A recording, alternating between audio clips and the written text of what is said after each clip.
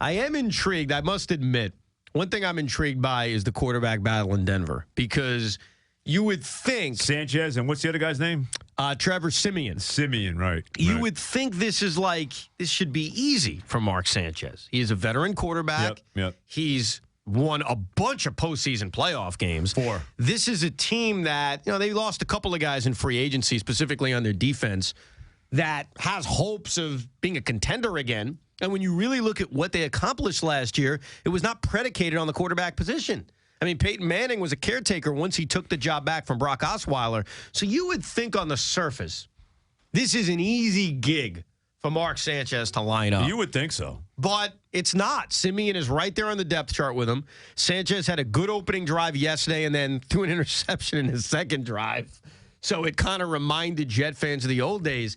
And you got to wonder, if Mark Sanchez can't beat this kid out for the starting quarterback job, then what is he in this league at this point? Then he's a career backup now. Well, that's what he is, probably. I mean, look, we'll see. We'll see how it plays out. It's a crazy dynamic in Denver. I mean, they win the Super Bowl and their quarterback's gone. You don't see that very often. Times. It happened to him with Elway retired after 98.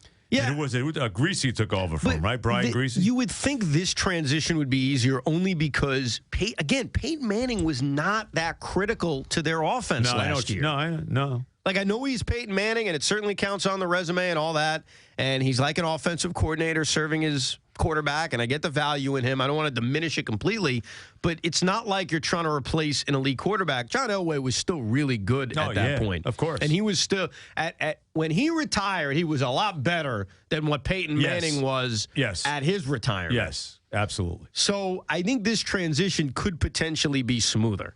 But this whole thing is weird because we all figured they'd re-sign Brock Osweiler. Well, one thing I'm confident in saying, Denver will not win the Super Bowl this year. I do not. I know their defense is still very good with Von Miller and DeMarcus, Ware and all that.